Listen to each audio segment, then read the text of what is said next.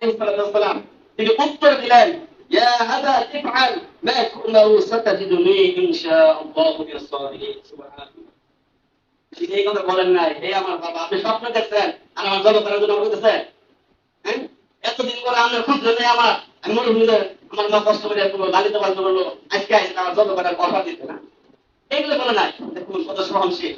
তিনি জানেন আমার পিতা একজন নবী, আর যেহেতু তিনি স্বপ্ন দেখেছেন এটা ওনার জন্য পালন করা খরচ, এজন্য তিনি বললেন, ইয়া আবা ইফআল, হে আমার পিতা, আপনি কাজ সম্পাদন করুন, তু'মারু সাতাজিদুনি ইনশাআল্লাহু মিনাস সাবিরিন। সুবহানাল্লাহ। হে আমার পিতা, আপনি যে প্রত্যাদেশ পেয়েছেন স্বপ্নের মাধ্যমে, আপনি তা এরকম ভাবে করে যান, আমি ইনশাআল্লাহ যদি আল্লাহ তাআলা চাহে আপনি আমাকে পাবেন সবরকারীদের মধ্যে। সুবহানাল্লাহ। অর্থাৎ আমি আপনার কথা রাজি আছি যদি আল্লাহ চাহে, ইনশাআল্লাহ মিনাস সাবিরিন। সে বলছে ইনশাআল্লাহ, যদি আল্লাহ চাহে। এখানে আরেকটা কথা আছে যে ইনশাআল্লাহ অনেক ফজিলত রয়েছে।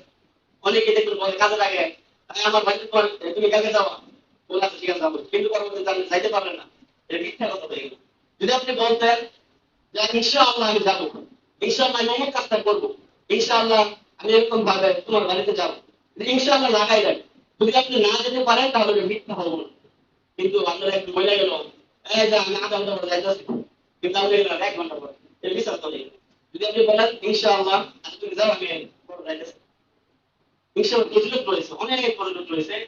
এই সময় ইসমাঈল আলাইহিস সালাম বলেন, ইনশাআল্লাহু মিনাস সাবিরিন। যে এখানে তিনি বললেন যে আল্লাহ যদি চাহে আপনি আমাকে সবরকারীদের মধ্যে পাবেন। সুবহানাল্লাহ। দেখুন ইসমাঈল আলাইহিস সালামকে নিয়ে গেলেন কুরবানি করার জন্য, এদিকে মহান আল্লাহ তাআলা সব কিছু দেখতেছে, তাকে শোয়াই দেন। আমরা সাধারণভাবে পশু জবাই করার জন্য এরকম ভাবে শোয়াই যাতে গলাটা একটু কাটতে কার সুবিধা হয়, কিন্তু ইসমাঈল আলাইহিস সালামকে এরকম ভাবে নিচু করে শোয়ানো হয়েছিল। তাফসীরকাররা বলছে যে যখন জবাই করতে যাবে তখন বাবা সন্তানের মুখ দেখে ফেলবে, হয়তো মায়া আটকে যাবে। ইসমাঈল আলাইহিস সালামকে বলছে, হে আমার পিতা, আপনি আমাকে উপর করে আমাকে কুত্তা করে শোয়াবেন, কুত্তা করে শোয়াবেন, কারণ যখন আপনি জবাই করতে যাবেন, যখন আপনি আমার মুখটা দেখবেন, হয়তো আপনার মায়া লাগতে পারে, আর মায়া লাগা ধরুন আল্লাহর হুকুম আদায় করতে দেরি হতে পারে, এজন্য কিন্তু আপনি আমাকে নিচু করে শোয়াবেন। সুবহানাল্লাহ। সন্তানের কোনো অসুবিধা আছে? আর এখন তো আমরা সন্তান, আলহামদুলিল্লাহ, বাবা তো একটা কথাই বলতে পারে না, সন্তানের সাথে কথা বলতে পারে না, এরকম সময় নাই। মানে দেখেন গুনার টাইমে যে বাবুরা অথচ জমাই করবো সন্তানকে, সন্তানই বলতেছে পরামর্শ দিতে, এরকম ভাবে শোয়াই আমাকে জমাই করে। সুবহানাল্লাহ। এরকম ভাবে শোয়াই দেন, শোয়ানোর পরে এদিকে আল্লাহ তাআলা দেখতেছে যে জবাই করে ফেলতেছে। অন্য আয়াতে এরকম ভাবে মহান আল্লাহ তাআলা বলেন, হে ইব্রাহিম, তোমাকে তো আমি স্বপ্নে দেখিয়েছিলাম, আর তুমি সেটাকে তুমি সত্যে পরিণত করতেছো।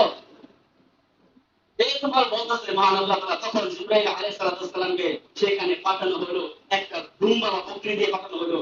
এরকম ভাবে যখন আল্লাহ তাআলা রাজি খুশি হয়ে গেলেন, ওই ইসমাঈল আলাইহিস সালামের জায়গায় একটা দুম্বা কুরবানি হয়ে গেল। সুবহানাল্লাহ।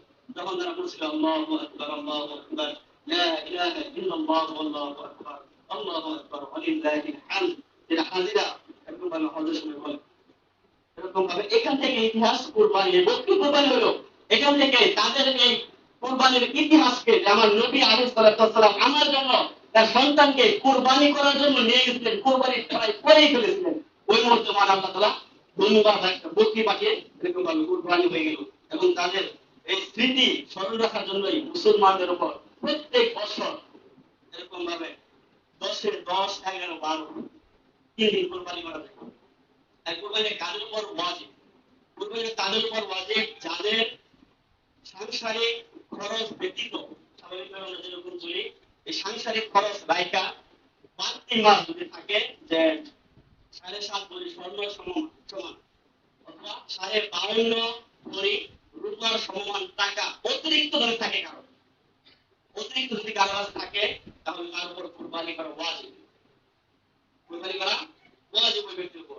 আমরা যারা এই বিষয়ে জানি না, আমাদের মোবারক কাকা যদি স্বর্ণ ব্যবসায়ী, এর দাম কতটুকু হয়, কত হয় আমরা তার কাছ থেকে জেনে নিব।